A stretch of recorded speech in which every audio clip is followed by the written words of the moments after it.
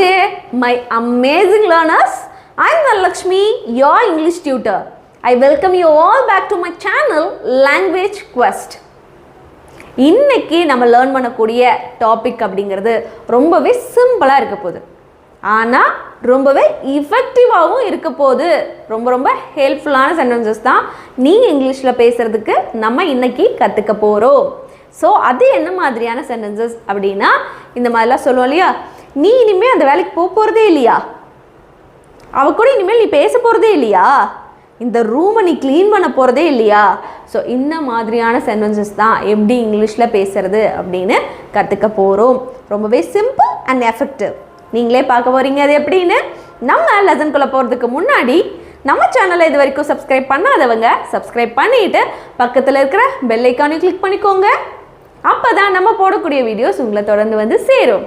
அப்புறம் என்ன, without any further delay, let's get into the video. Look at the board first. இங்கே கொடுத்துருக்கக்கூடிய sentences எல்லாம் ஃபர்ஸ்ட் பாருங்கள்.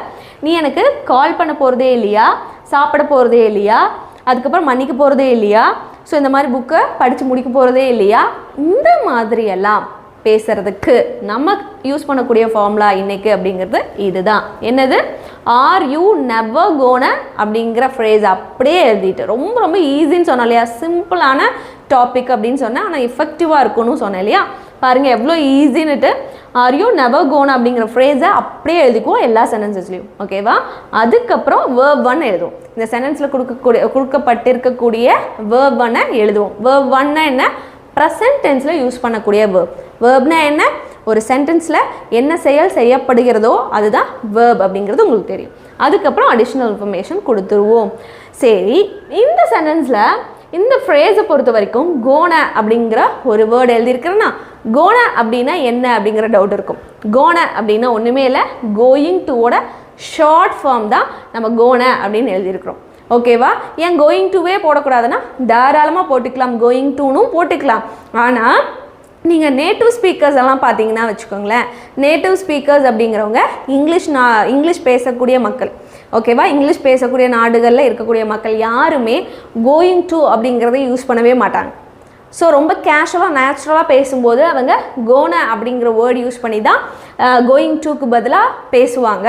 ஸோ நம்ம இங்கிலீஷ் கற்றுக்கிட்டு இருக்கிறோம், நம்மளோட இங்கிலீஷ் ஃப்ளூவெண்ட்டாக இருக்கணும், ரொம்ப நேச்சுரலாக இருக்கணும் அப்படின்னா இந்த மாதிரியான ஷார்ட் ஃபார்ம்ஸ் கற்றுக்கிட்டு நம்ம பேச ஆரம்பிக்கும் போது தான் நம்மளோட இங்கிலீஷ் எப்படி இருக்கும், ரொம்ப ஃப்ளூவெண்ட்டாகவும் ரொம்ப கேஷுவலாகவும் ரொம்ப நேச்சுரலாகவும் இருக்கும். அதனால தான் இன்றைக்கி இந்த சென்டென்ஸில் கோன அப்படிங்கிறத ஆட் பண்ணி எழுதியிருக்கிறேன். ஸோ நீங்களும் பேசும்போது கோன அப்படிங்கிறத யூஸ் பண்ணியே இன்ஸ்டெட் ஆஃப் கோயிங் டு நீங்கள் பேச ஸ்டார்ட் பண்ணுங்க, சரியா.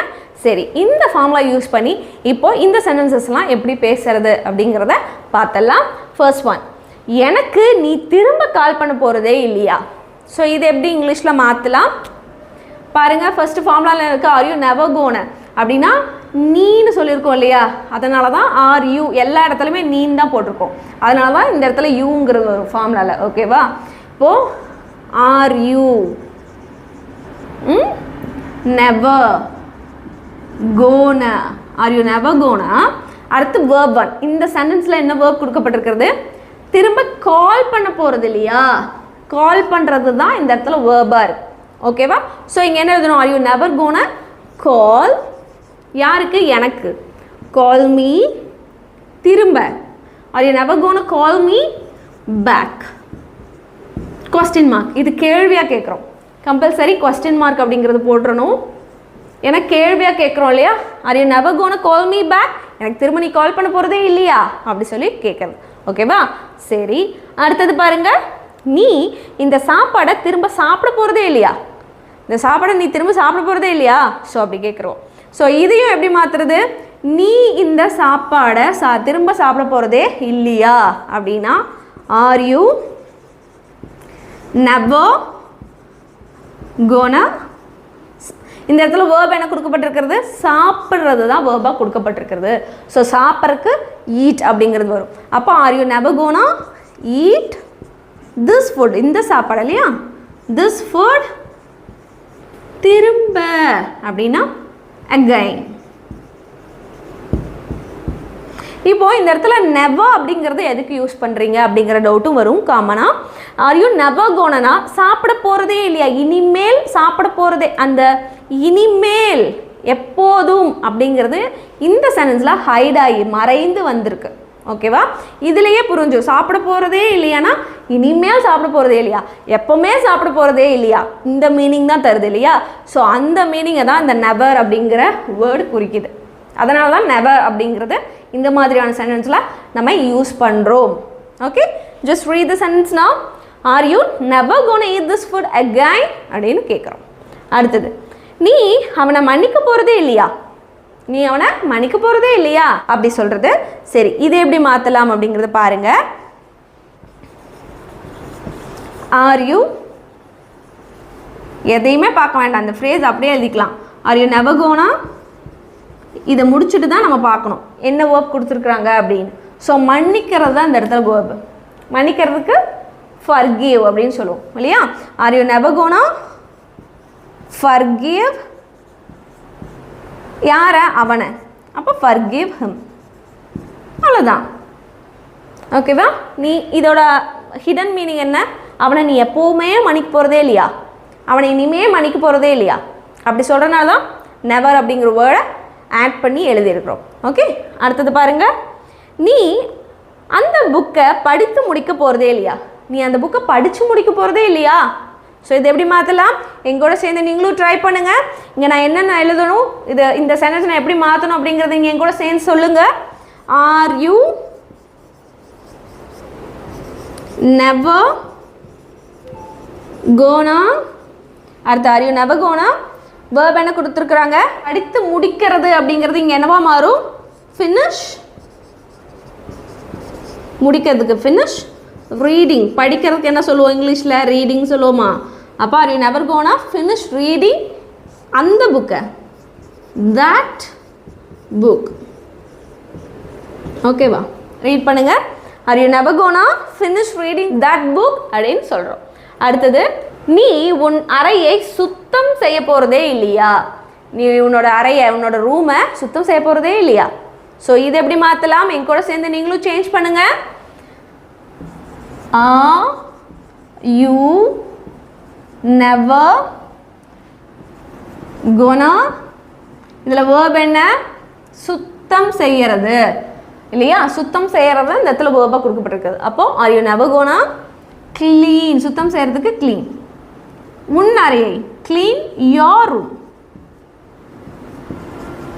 இல்லையா. are you never gonna clean your room அப்படின்னு சொல்லணும். அடுத்தது, நீ உன் தவறை எப்போதும் ஒத்துக்க போகிறதே இல்லையா, நீ உன்னோட தவறை மிஸ்டேக்கை ஒத்துக்க போகிறதே இல்லையா. ஸோ இது எப்படி மாற்றலாம், ஆர் யூ நெவர் கோனா, இதில் என்ன வேர்ப் கொடுக்கப்பட்டிருக்கிறது, ஒத்துக்கிறது தான் இல்லையா, ஒத்துக்கிறது தான் இந்த இடத்துல வேர்பாக கொடுக்கப்பட்டிருக்கு. So are you never gonna ஒத்துக்கிறதுக்கு இங்கிலீஷில் என்ன சொல்லுவோம், அட்மிட்னு சொல்லுவோம்.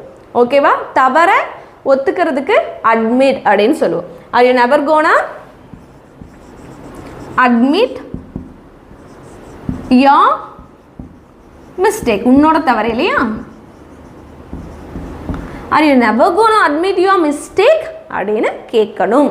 அடுத்தது பாருங்க, நீ இப்படி சிரிக்கிறத நிறுத்த போகிறதே இல்லையா, நீ இப்படி சிரிக்கிறத நிறுத்த போகிறதே இல்லையா அப்படி சொல்லி கேட்டிருக்கிறோம். ஸோ இது எப்படி மாற்றலாம், எங்கூட சேர்ந்து நீங்களும் மாற்றுங்க. ஆர் யூ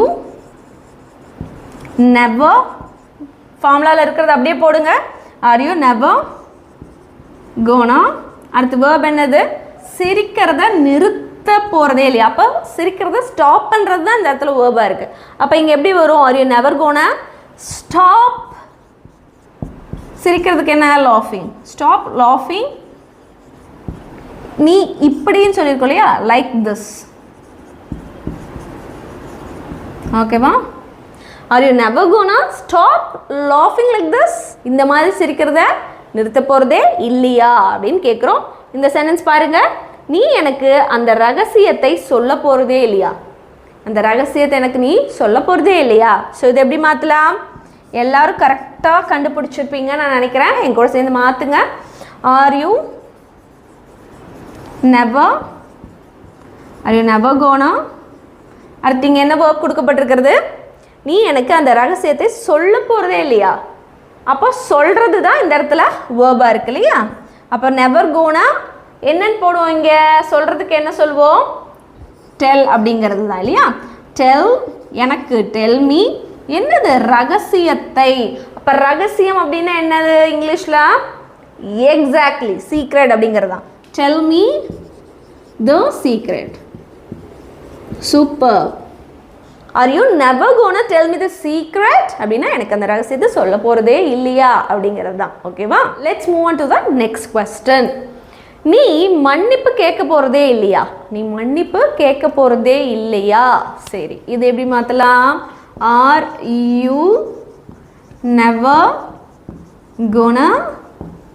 இங்கே வேர்ப் என்ன? மன்னிப்பு கேட்கறது தான் இந்த இடத்துல வேர்பாக கொடுக்கப்பட்டிருக்கிறது.